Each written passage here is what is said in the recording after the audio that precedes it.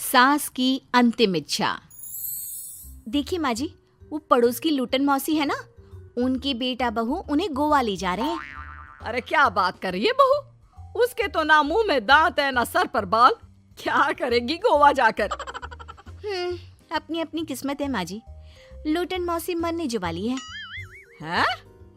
अरे बहू, ये कैसा मरना हुआ जो पहले से ही पता है और ऊपर से गोवा भी घूमने जा रही है। बोला ना माँ जी, ये अपनी अपनी किस्मत है।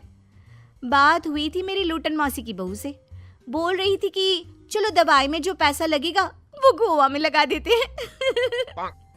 सास को बहू की बात से पता नहीं क्यों नफरत की बदबू आ रही थी, लेकिन वो कुछ नहीं कहती और कमरे में जाकर लेट जाती है।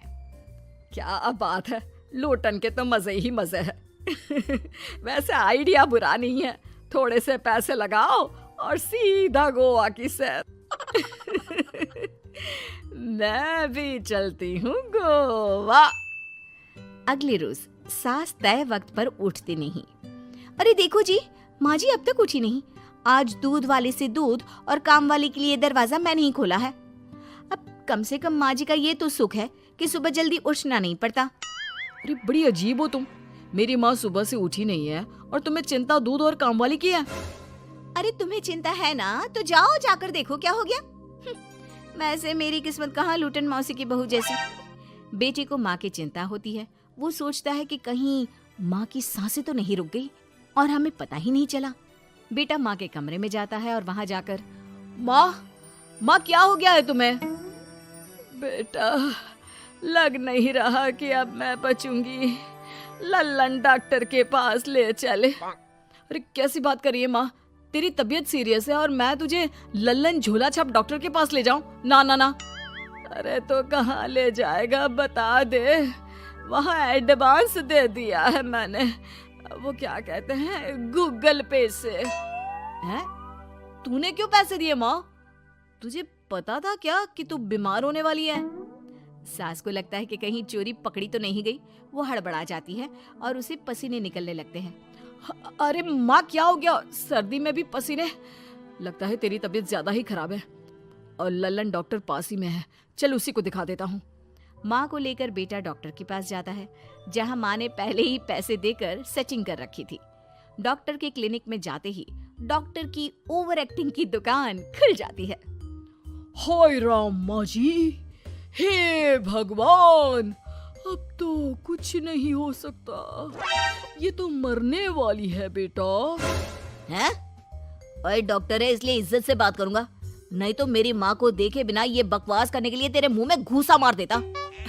अरे ना ना बेटा, ऐसे मत बोल, वो डॉक्टर है, उसे वो दिख जाता है जो किसी को नहीं दिखता। हाँ माँ, शायद तू ठीक बोल रही है। डॉक्टर क्या दिखा आपको? हमारे डॉक्टर जी, जिन्होंने पहले से ही माँ से बोलने के पैसे ले रखे थे। यमराज, काला भैंस, वो तुम्हारी माँ को ले जा रहा है, ले जाओ इन्हें। यार माँ, ये डॉक्टर ही या तांत्रिक, क्या क्या बोला जा रहा है? अरे बेटा, वो डॉक्टर है, उसे वो दिखता है जो किसी को नहीं दिखता। इनकी हर इच्छा पूरी करो, क्योंकि यम नहीं चाहते कि इनकी कोई भी इच्छा को अधूरी रखा जाए। निराश मन से बेटा माँ को लेकर घर आता है। माँ, आज से मैं ऑफिस नहीं जाऊंगा, चल तुझे वो झूले वाले पार्क में ले चलता हूँ जहाँ तू पिताजी के साथ जाया करती थी। ठीक है बेटा चल, लेकिन साथ में वो बीड़ी का बंडल रख लेना, तेरे पिताजी वहीं झाड़ी में पिलाते थे मुझे। हैं? माँ कैसी बात कर रही हो? वैसे भी जीवन के 4 दिन बचे हैं और तुम। अरे देख बेटा, ना पिलानी तो ना पिला, लेकिन सुना ना तूने डॉक्टर ने क्या कहा कि मेरी कोई इच्छा खाली नहीं रहनी चाहिए। अरे वैसे बेटा 4 दिन की जिंदगी है, न जाने कब मौत आ जाए। माँ के मुंह से मौत का नाम सुनकर बेटा गंभीर हो जाता है, उसकी आंखें लाल हो जाती है। वो माँ का हाथ पकड़ लेता है। माँ को भी लगता है कि उसकी मौज मस्ती कहीं बेटे को डिप्रेशन में ना डाल दे। देख, लल्लन का फोन आया था, बोल रहा था कि हो सकता है मौत ना भी आए, पर इच्छा पूरी करके रख दे। जब जाऊंगी तब तृप्त होकर जाऊंगी, क्यों? तभी बहू की आवाज आती है, माँ जी आपकी फेवरेट गट्टे की सब्जी बनाई है। सास खाने के टेबल पर जैसे ही बैठने वाली होती है, बहू उनकी चेयर पीछे करती है और प्यार से बिठाती है। बहू शांत हो जाती है। वो माँ को बस देखती है और उनकी हर बात मानती है। रात को जब सास सोने जाती है तो, माँ जी मैं आपके पैर दबा देती हूँ, आज आप डॉक्टर के पास गई थी, थक गई होंगी ना। बहू का प्यार देखकर सास को हैरानी होती है।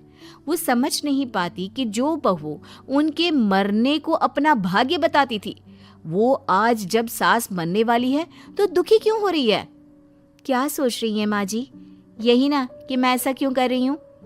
माँ जी मैंने आपको हमेशा अपनी माँ माना है। माना आपसे नाराज होती थी, परेशान होती थी, आपकी बातें चुभती थी, लेकिन यकीन माने प्यार बहुत है आपसे मुझे। सास बहू को गले लगा लेती है। अरे तू क्यों मुंह में डाल रही है? आज नहीं तो कल मुझे मरना ही है ना। बहू रोने लगती है और वहां से चली जाती है।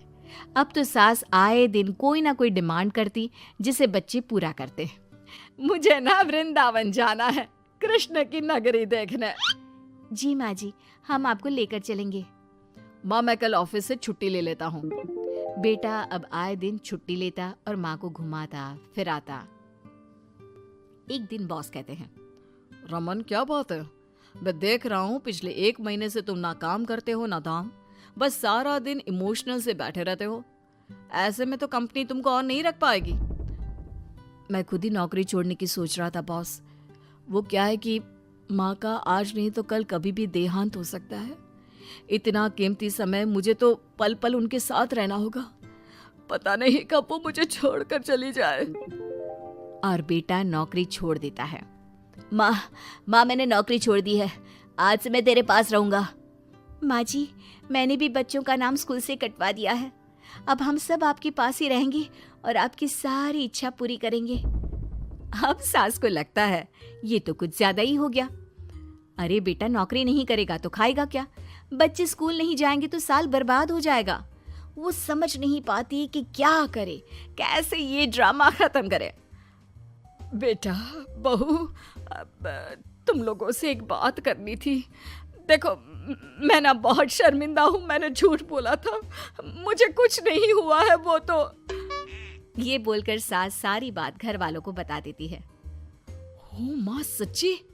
हे भगवान मैं जानता था माँ को कुछ नहीं होगा। वाह माँ जी ये तो बहुत अच्छी खबर दी, मैं तो हलवा बनाने जा रही हूँ।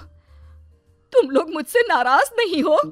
नहीं माँ जी हम बहुत खुश हैं कि आपके मरने की खबर झूठी है। माँ शायद मैं तेरे ठीक होते ही तेरा इतना ख्याल रख लेता तो तुझे ये नाटक करने की जरूरत नहीं पड़ती। माँ जी आप हम लोगों को माफ कर दीजिए। अगर आपको हमारा वीडियो पसंद आया हो तो कृपया लाइक करें, कमेंट करें, शेयर करें और हमारे चैनल को सब्सक्राइब करें।